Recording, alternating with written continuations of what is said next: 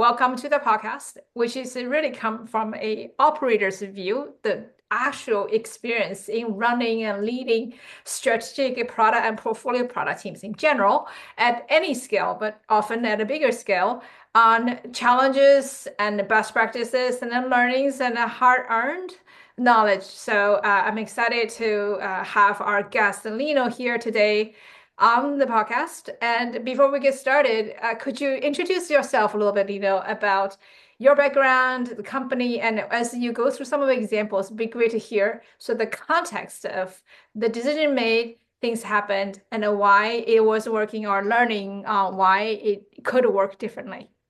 Yeah, thanks so much for having me, Becky. So I'm Lino Gentile. I've managed product teams in various organizations. I'm currently the product and market advisor for a company called TMX AI, which is doing some really cool stuff. I've been in the HR technology space for the most part in organizations that I've been at. And I've managed a variety of teams, scope. I've been on the product marketing side, I've been on the product side. And so really taking those two lenses together to drive what, all the product teams are trying to do, which is outmaneuver their competition, solve real market problems, and drive the growth objectives for the company. This is the cool. I really like it.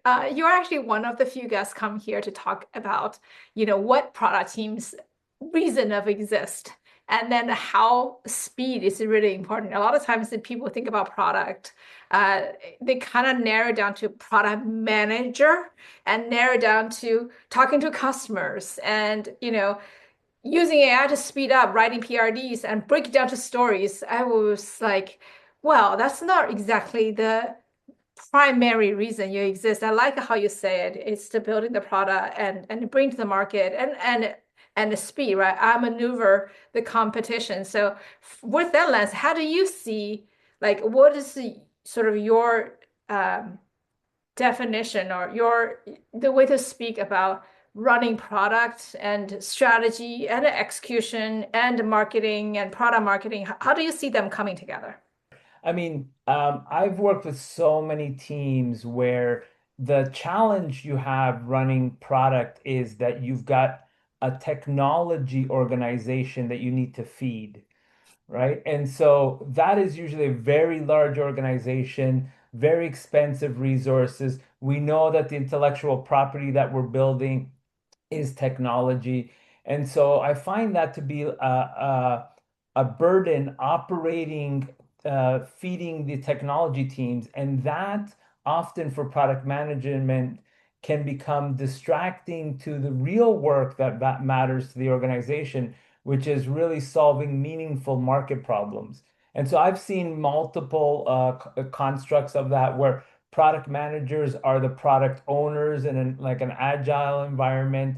Sometimes there are separate product owners than product managers. Sometimes there's different rituals that they participate in.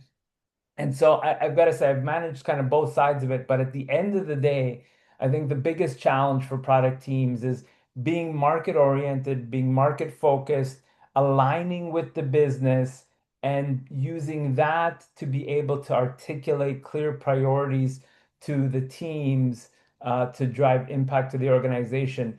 And that oscillates. It oscillates depending on the nature of the initiative. Sometimes technically very easy to do, but from a market perspective, very difficult to kind of prove out or get traction. Other times it's the other way around. Hey, we should be able to do this technical thing, but it's a huge technical challenge, and so we spend lots of time with technology teams trying to help shape that objective. So what I would say is I've seen that challenge, and I've never seen an organization win without that market focus, without that strategic lens. Even though the job of feeding a very large and hungry technology team doesn't go away. Right, right, right. You're so spot on that. In one of the product manager, seasoned product leader, he said the same thing, right? So you have to feed the machine. Sometimes it does take a lot of effort. That's where some long time ago in a more technical centric company, you will have some sort of like a 1 to 5 ratio or some sort of a PM to engineering ratio. And now you can see that is changing, right? One PM may have a much smaller footprint on technologies, especially depending on the type of the product, type of the organization. But I really like the way you call out the finding and feeding the market opportunity, because ultimately that's the only way that an organization can exist. Yeah, and I'll add, Becky, that it's cyclical in that the more time you have to spend as a product team feeding the machine, the less time you have figuring out what the right next things are. And so it becomes increasingly guessing, which is a dangerous place to be. And one of the most frustrating things as a product leader is getting to a place where you're doing some bigger planning and you're like, okay, now what insights do we have that's going to inspire our strategy and our priorities to really make impact? And we haven't had the capacity to do that work. And so we're what I would call navel gazing. We're taking guesses out of our personal daily experiences as opposed to being market oriented. So there's this like negative impact to that whole idea as well. Right. And speaking of which, I'm pretty sure you will have a pretty good saying about customer insights. The reason I'm saying that is because there are um, the word coming from, and I won't name companies, but the companies are focusing on work all of a sudden say, oh, I'm gonna go into product now. And then of course going to product is to have a place to manage your ideas and then go find the evidence for your ideas. And then, to for us that have done that line of the product manager, you don't have an idea, you look for evidence because you will always find evidence. The point is you have to go the other way around. So I think, what I've seen that is some organization to say, um, like you said, I need to understand the customer insight, market insight. But that doesn't equal to you have these tools sucking all the feedback and the questions and they say, oh, what is the theme? We're gonna go do it.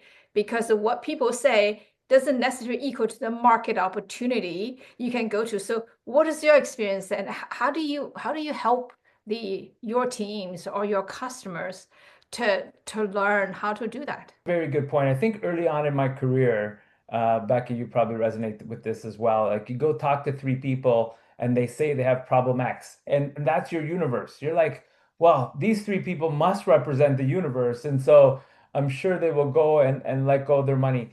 As you do this for a long time, I would say you build product intuition. You recognize that people can be very optimistic, and yet when the time comes to in the realities, right? So let's say we identify a market opportunity, we develop solutions, it seems to fit, the feedback aligns quite well. Then all of a sudden they don't buy, and you do your win loss, and you realize it's a priority issue. Like, yes, we solved the problem really, really well, but we didn't realize that this is a low priority in the collection of things that they can do, or the ROI case isn't strong enough, or the change management isn't worth the taking it on. And so those are the types of things that become a more holistic point of view to be able to gather. And I think as you go on in your career as product managers, you begin to build that product intuition and realize there's aspects there to it. The other thing I had a CEO teach me once, train me on, which I thought was really, really valuable. I use this today, is I try to operate in always looking for reasons to believe. And so if there's a great market evidence, what we don't want to do is spend a bunch of energy developing a theoretical perspective on the market with a little bit of evidence from the market. What I try to do is work with the teams to develop an operating model where we can test things so that we don't have to guess. We can actually use our customer base. We can use the market momentum that we have to execute small tests to get signals that gives us the evidence that says, you know what, all we need to do is continue to invest in these areas, and we should be able to continue to see that momentum or learn from that and realize when we can shut it off. And so that's for me, I think, in my career, I've shifted from these strategic perspectives that are like, yes, look, it's all spelled out here. This is the way to do it. And then you still hit the realities of execution versus being able to incorporate that into execution and using that as the way to build up the reasons to believe. So I don't know if that hits the kind of nature of your question, but that's sort of the way I advise organizations. It's really good to call out in a way that, you know, talking to users, they tell you something they need and want doesn't necessarily mean they're going to buy or doesn't necessarily mean they're going to use it. There are other factors involved. I think like you mentioned, a really good case of in the case of a B2B, maybe it's not a priority now, maybe a priority later, maybe it's something different, maybe other groups' interests need to be taken care of. So that's a really good call out because I think a lot of times people think about talking customers, talking to users. Hmm. That is not the same as the, obviously user is a big part of it, but if you're selling the product, you need to first get to the hands of users. That means other reasons. So you have to go through that. So I think that's really good to call out to understand how um Yeah. that the when you say customers, it could be different roles, right? Win-loss analysis is a great call out on getting like a real understanding. How do I get the product actually to the hands of the customers? If you don't win, it doesn't matter how good your product is, right? Yeah, Awesome. and I'll add to that, Becky, to that point. I mean, depending on the nature of your product and your customer and your market, to your point, but that's one of the frustrations that executives have with product teams when product teams are focused on the product technical aspects of it versus the point that the product team is trying to deliver, which is outmaneuver the competition and drive growth. And so one of the things that I love doing is challenging the product teams to actually join sales calls, be in those calls where you're actually trying to drum up business, not because that has to be your role, but you begin to see the realities in the buying process. I've led a couple of initiatives where we've started like a startups lab within a larger organization, and I got some advice from a founder that said, the founding product manager should sell the first 10 deals. And the reason they should sell the first 10 deals is because that's what you're doing as a founding member is really getting the market evidence that you need to be able to say, here's what it's going to take to get my ideal client profile to let go of their precious earned money and spend time solving this problem. And so that's one of those things that really shifts product managers from being like, hey, I'm managing a bunch of aspects about the product, which is technical and dependencies and release process and launch process, and really shifting it to I understand the business and I'm connecting the dots between my world and what the business needs. Spot on. And side plug for Dragonboat, I would say is this, right? They are needed. The things to make sure working with the engineering, make sure things deliver because they're tracked. Because if they're not, they're still having problems because you understand customer needs, you have to deliver to them. But what are you gonna do? So if you can automate that part of the things because Yeah. they're somewhat automatable, right? And then you would have more time. But obviously, Dragonboat is more than just automation of work. But I call out that is because you mentioned about execution. This is a part of the execution. As much as you can automate it so that I can shift my mind share. And I really like what you said around um, in the sales cost, that's not something you can just get an AI summary and get a whatever gone or whatever integration, and then you think you can just get it. It's different. You have to be there going through and see how they respond. That those nuances actually make and break the true insight. What was your sort of what have you observed, and have you seen any teams taking this method would have a change to how they operate and the result they are driving? Yeah, absolutely. It's night and day when teams are operating with the actual market context. I will add, I think, Becky, with all the information and data available, things like being able to mine insights from gong calls, like invaluable. But to your point, it doesn't replace the context of firsthand feedback. But it can kind of quantitatively lead you to certain subjects that you then want to go in and dig in more deeply. I learned early in my career the difference between quantitative and qualitative, and when do you do which one. And when you don't know what problem you're trying to solve, you go in qualitatively and you get feedback around the problem. And then when you want to measure how pervasive that is, you get quantitative insights. And then Right. when you want to get insights that help you understand and test theories, you can go back to the qualitative. And so I think, using AI and all the data that's spinning up right now, which is exciting, can be used in that way as an extra reference point, but it doesn't replace the emotions. At the end of the day, people are buying and people are emotional beings, and you need to be in tune with your economic buyer in addition to your users. It's very difficult to be individual product manager, and I'm sure it's even harder to lead a large organization, right? So, product with many, many product managers or even layers of a product organization. So, what have you seen? Obviously, you're going to use all the tools in front of you. Let's say you have a great PM. So you have a few of them are fairly good. They understand the market. They understand, they take a quantitative, qualitative. They know when to go switch in and out of these tools. Uh, how they come together as a larger part of organization. How do Yeah. you drive a strategy? How do you drive insight? How do you drive the collective outcome of multiple smart PM or PM teams? I will say that is sometimes a challenging one. I will say the best PMs, what I've seen them do is really own the market problem, own the space, and not only use that insight to inspire their development teams, but to create alignment across the organization. So I've seen, the strongest of execution really being one of those that becomes a leader within the organization, not just leading product but aligned with their peers across various organizations to be able to execute on the mandate. And then when we invest in product and we develop product and outcomes product, in many cases we need the support of service, we need the support of sales teams to actually realize the impact if you're in a B2B larger enterprise sales. And so to have that buy-in, it begins before you actually put the investment in. Otherwise, you're facing the challenge that many product teams do, which is a collection of awesome things that the product team loves that the organization's not picking up and pushing forward.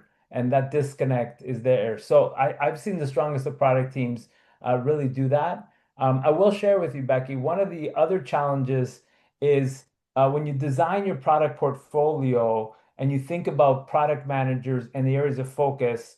I've done this a number of times where you define the mission for product managers and say, here's an area of the business. I usually try to not cover it technically. I usually try to cover it more in a business alignment perspective. So here's a market opportunity, or here's a go-to-market motion. Let's put a product manager on that will navigate the technical underpinnings to deliver value in that area. And in doing that, part of what you're trying to do is get someone to wake up every day and think about that problem, obsess about that problem. And that is awesome to create momentum. But one of the things that I have yet to solve is the cross-pollination of those opportunities across those product managers. By design, they're waking up and they have a very clear mandate and they're driving that mandate, and that's good. But there's opportunities in the spaces between those mandates, and of course, they're focused on their mandates, and to reduce noise, they don't worry about that. And so I find that annually, I might shift now the missions because I'm trying to catch that space between mandates. I'd be interested, Becky, if you've ever seen a good solution to that. Very, very interesting topic. And I think to your point though, it's a true when you have a product leader or product manager who's really strong strategic and solving a specific problem, they will be again like a tune out of noise, right? Focus on that area. and that area may not be the most critical thing next year, for example. So Right. I think what you mentioned is really it's the portfolio rebalancing, if you will. That one of the guests in an Accelerate event, the same event you participated some time ago, talk about things about like your product. You are not your product, right? So that you really try to solve the problem that matters to the business. So that could be today, could be like buying. Tomorrow could be, let's say, retention. Could be the speed of onboarding. It could be a different things. So the part you mentioned is like we focus on certain areas that maybe either we solve that problem or it's a dead end. In either case, we will come back to check on it to decide are we going to continue or we want to solve a different problem is not solvable, or maybe we need to take a different angle. So that kind of portfolio level of a strategic evaluation and adjustment is something sounds like that you're thinking about or you're doing, or at least that you can also incorporate into your cadence. Yeah, it's exactly right. I think I haven't found a balance where you can solve both, but I think this might be a matter of focus. And so maybe, well, at least the conclusion I've got to this point is uh, pick the more important priority, and then if there's upside in between the missions, Right. I've facilitated kind of cross mission opportunities where kind of the PM comes in a headspace that says, okay, this is the one time I'm going to be thinking outside of the core mission and find those connective tissues. And really it's finding those synergies. The execution, tends to be very aligned with the objective they're trying to drive anyway. Yeah. So that's one of those areas. But even having product help identify those areas would be super cool. I think that there are a couple of things I also either observing and even like sort of infer from what you're saying is this, where we used to call something a tension metrics. So in the AI world you call it constraints, but the same thing. Idea is like you have your goals to go after, you also have constraints, and sometimes the tension metrics are constrained. For example, you could say, oh, I want to drive a conversion, but you cannot drive a conversion at the expense of volume, right? Because I can kill everything. So if you have a fraud team who's want to just drive down fraud, then you can put so much friction into buying process, then your revenue actually ultimately going to be affected. So finding that tension metrics for the team, that they would know, okay, not only am I going to drive this, I also need to make sure I have these other constraints, either other metrics and or resources, dependencies, all that. The harder part you mentioned is the synergies that you're doing this, I'm doing this. They're kind of like if they put together, actually, there's a synergy, and that's where it can be harder because it's invisible, right? So until Dragon Ball, let's say that, but it wasn't invisible. So it was invisible, so you don't really know that there are other people solving this in different places because most of the times the PMs actually live in different environment, and the meta for the PMs are actually not visible, right? So when I said meta, it's like the customers, the segments, the goals and themes. These are the meta of your product decisions, or we call it ontology. But anyway, in these things are not visible to the PMs. And then the toolings people use is sort of like a source of truth are either for sales or for like a work. They don't have the same meta as product does, Right. right? So that's where I think the joint force and the big picture view for product just never existed until you have a business and strategy and portfolio and understanding constraint thing together. So then your meta is more complete to know, okay, here is the goals that we try to drive, and here's the segment can do, so like you said, right? You see the two PMs could be having some synergy here because they're serving the similar group. I think that's the visibility at the portfolio level in the strategic lens is definitely something didn't exist until now, right? Not now, been a few years now. Is there something what you're thinking about? It's a little bit different. Yeah, no, no, it's exactly it. What I gotta say is like when I think about Dragon Boat, and I know this is more about the general topic, but if I think Yeah. about Dragon Boat, product managers, the definition of the role, it just has so much cognitive load. It's really understanding so many factors. There's almost nothing where it's like you're operating, mindlessly. So much cognitive load.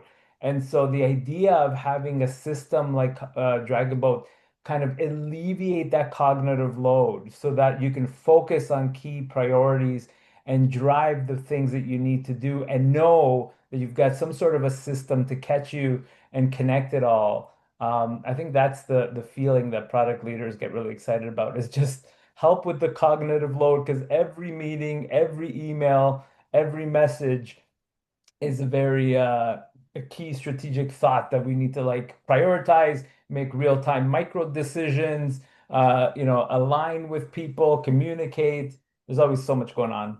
Yeah, I 100% agree with you. And also the just interconnectedness, right? I think that like a product is connected to revenue and the marketing, connect to execution, connect to other product, connect to, well, success, support, who knows, finance.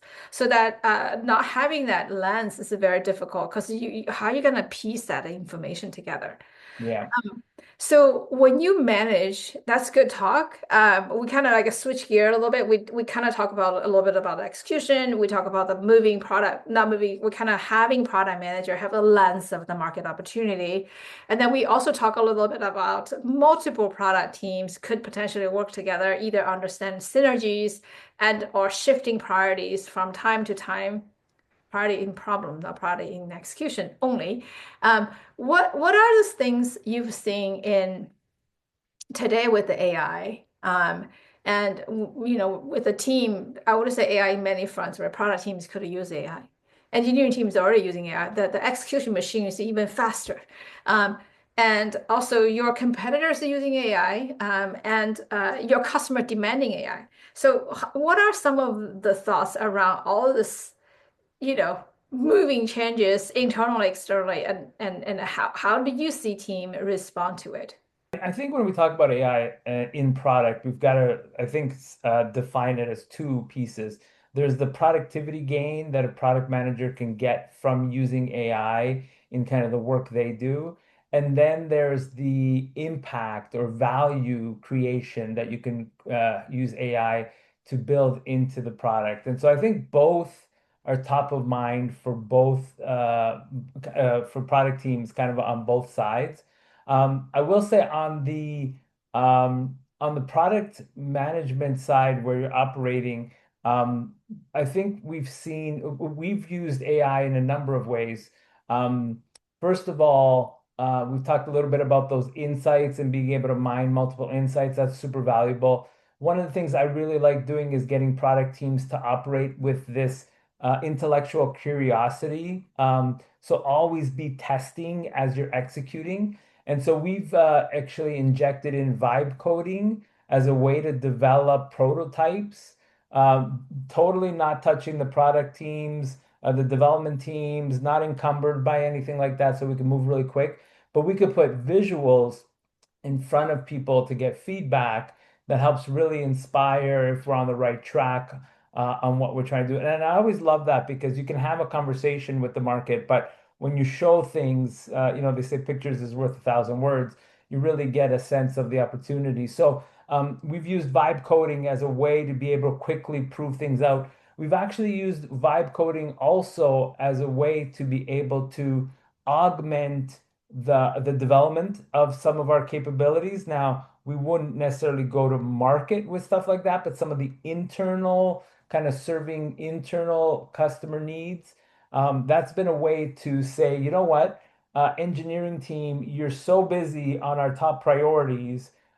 This, because it's an internal customer, we're going to try to do some experimentation with vibe coding.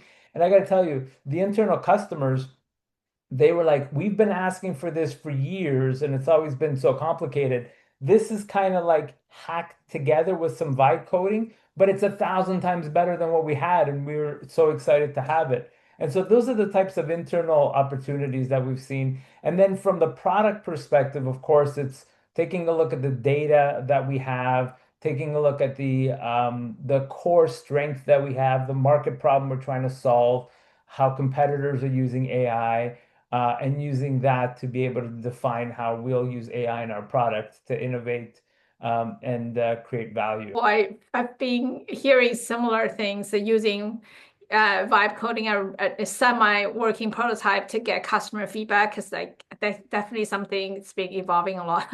Um, and then the part you mentioned about internal vibe coding for internal customers, want to double click on that. What kind of what are like some use cases that was been working well, and then also the other part is that how does it help PMs to serve market opportunity better? Would it take time away for them? It would be great to hear the examples and the pros and cons. Yeah, I'll give you an example where this worked out quite well. So we, in one of the organizations I managed, we had a partner motion where we had a team managing our partners, and they did a quarterly business review.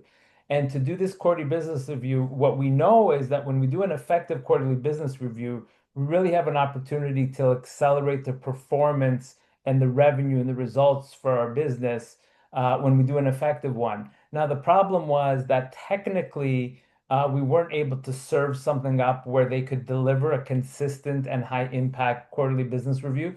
So then it actually came down to the proficiency of the partner person, and it came down to their relationship and their skill set, that type of stuff. And we knew that we could develop, we had the data, we just didn't need to put it together in a way that can compel our partners, that says, oh, wow, look, if I do these things, I can drive more revenue for myself, in which case it drove revenue for us.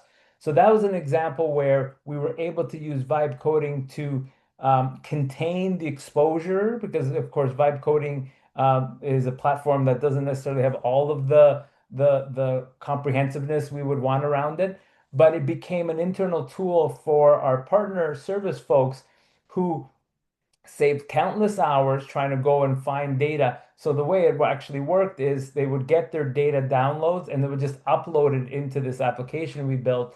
And out would come all these pretty graphics on the performance with real numbers, which was really impressive given that it was a very lightweight effort. And it became also very impressive as they drove their QBRs. So that was really, really good. It drove business, which was exciting. The downside, I'll share, Becky, was development team began to put their backs up, and they were like, hold on, now you're using this kind of in a production way. And we're like waving our hands. We're like, it's not production really. It's just a small tool for our internal folks to use. But that was one of the challenges that we found. And to your question around the PM, it was aligned with the objective of the PM. So this is actually a way that they found that without deprioritizing other things, they were able to drive this a high impact capability without development support required. Yeah, this is a really, really good example. And I think really cool to think about it is that we also know in an enterprise organization, often you have people from all places go ping PMs for this, for that, for this, for that. And then they also may end up being engineer for this, for that. So holistically, it will create a lot of cost, so to speak. And then also, like you said, align with the mandate of the PM, which is to drive business market opportunities with the product, and this is extension to it. So that's a really cool example. Thank you for sharing. Other than enable the internal teams to bring the product to market faster, which is key part of PM, which a lot of times companies don't even think about PMs to launch the product or release it maybe. So that's end, right? So see more and more companies driving business results, really cool. The part you also mentioned, the vibe coding, to using data for user surveys and interviews is really cool. What are some of the things that you've seen have been challenging, or things you tried that didn't really work, and you say, hey, or at least it didn't work for this situation, so that others can avoid kind of going down the same trap? What are some things come to your mind? I think for me, if I zoom out and think about the product org as a whole, I think but the biggest piece of advice that I have for folks is making sure that you continue to operate in an aligned way with the business. I think the biggest fail that I've seen for product teams is they build things that the organization does not pick up and support. And there's that disconnect, right? And again, it's because they have to feed the technology teams and they're moving so fast. And so they're developing things without the evidence and conviction. And so without the evidence and conviction, you go to the business and the market with an opinion, but you don't have any insights that helps shape why that's the case. And so I think for me, in my experience, that's been the biggest challenge when it starts feeling disconnected. How do you pause and kind of carve capacity back so that you can do the homework and you can use that to inspire an aligned execution? That would be the biggest one for me. The other thing I will share, Becky, is I feel like with the pace of just business today, I mean, every year we're expecting strong growth over the prior year. So we're moving faster than ever before. And we're losing, in my opinion, from what I've seen, we're losing the concept that part of what product teams do is go out and discover new problems and innovate. And to innovate, we know the definition of innovation means failure, means you can go into an area that has risk, and the body of work to be done is to be informed around what that opportunity is, to try some tests and to build some evidence so that you conclude this is not going to work for us or this is going to work for us. And what I'm finding is organizations are putting that, product teams are putting those things on their product plan like a deliverable. We are going to capture this market by introducing this capability. But in fact, businesses can't sign up to revenue on that because they're very high risk. And so this idea that product initiatives are not all created equally. Some of them, I think of it as like an investment portfolio. You need to have some low risk, you need to have some high risk. If the business comes back and says, you know what, the things that the product team is delivering is not driving business results, it motivates the product team to shift to low risk things, a bunch of low risk things that they know, you might get some user feedback on, and we've increased our NPS score by a couple of points. But that's not capturing the big bold things. To capture the big bold things, you need to actually have the courage as a product team, the support as a business to go and cover uncharted territory, knowing that there's risk, knowing that the good work is done and the result might not generate into revenue. And I think we are just losing sight of that because the growth rates are just so demanding. I hear you. I like you said that taking it as an investment portfolio. And as you know, we obviously Dragonboat is a strategic product portfolio platform. So that's like in our DNA. What we also have seen companies is that having the negotiation at the portfolio level with either CEO or the CFO or the business to say, well, what is the allocation for innovation? So that we have, obviously, when especially depending on companies' size and where they are, is the wartime or peacetime. And well, everyone is in wartime now, no one is in peacetime. But you kind of have to say what's the long-term viability of the business. You have to innovate, so otherwise you don't have a tomorrow. I think that allocation would be interesting thing to think about it. Like, I definitely run into people say, and it just, allow me to be blunt for a minute. If I ask any product leader, say, where do you think your portfolio is allocated right now? Like, how much you spend on this category, that category, how much you spend on this and that? I think that's most don't have an answer. Well, of course, unless you have a tool that give you the data right there. But I do think that going back to your point earlier that having the alignment strategically with the business is critical throughout. And I think that, but the business, if they don't see, like, if they don't see why you do this, because they don't, then I think it's hard, right? As product leader not showing them to say, hey, we cannot just operate. We're going to be out of business eventually. It's absolutely true. And I think um, there's so many people in the business on the revenue side and the growth side. And of course, you want to step up and be a leader and a partner in that respect. But sometimes product leaders come with the sobering reflection of, hey, we have to look at other areas where there's investments required, and maybe it doesn't drive the next 3 months goals because we're ending the fiscal year. But this is the hard work that needs to be done to be able to support the longer opportunity. And so, of course, that requires a more strategic perspective, alignment with the business strategy. And so, that's where I just, as product teams, we're often right at the heart of the business. You're focused on the market, you're focused on your business, you're focused on the execution and feeding the engineering team. And there's just so many moving parts. So it's just that alignment is super key. And then something that can take the cognitive load out of the system is always a valuable thing. Yeah, the data, right? So I think one of the wise comment from someone who says that if we all have the same context and data, a logical person will make the same or similar decision. But most people make a different decision because they don't have the same context and the data as you have. So that's kind of interesting. Like you said, like when you get pulled in all directions as a product leader, product manager, it is really hard to convince other people because they don't have your context, they don't have your data. Yeah. Right. So, Yeah, and I, um, I will I will add one more thing, Becky. Someone told me once that pressure is a privilege.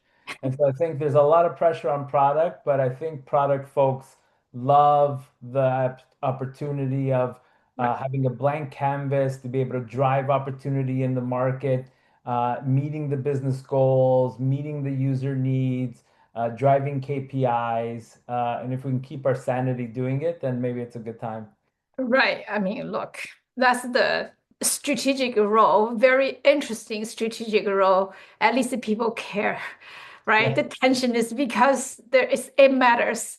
When yeah, there's no when there's a when there's no tension, that is probably not people don't care about that anymore. That's not a good thing, right? yeah, So yeah, yeah. Um, we're coming up on time. Really enjoy the conversation. I wish we had more time. So maybe we can just wrap it up with something where I asked everyone, um, if you have a magic wand in terms of fixing things or change the world around obviously running product at scale, what would it be and why? I think it's aligned with the themes we've talked about. The magic wand would be magically create and maintain alignment with the executive team and the business, and being able to be transparent with the business on the impact that we're making on the product team or what we're learning on the product team. If there was some magic wand to be able to connect all those dots so that we're working on the right priorities and the business is seeing what we're seeing and we're iterating in an aligned way in the right areas, that would be the magic wand. This is exactly the challenge we're solving, right? Is the we what we call strategy, product, and portfolio three legs of a stool. But until now, until us, there's no surface for the three legs attached to. And they also always attach to something else, but not the strategic product portfolio. Therefore, there's always a misalignment. Yeah, I hear you. Awesome, Becky. Well, I appreciate you having given me the chance to join. It was a great conversation. Yeah, thank you so much for sharing your insights. It's really helpful, and I really enjoyed it.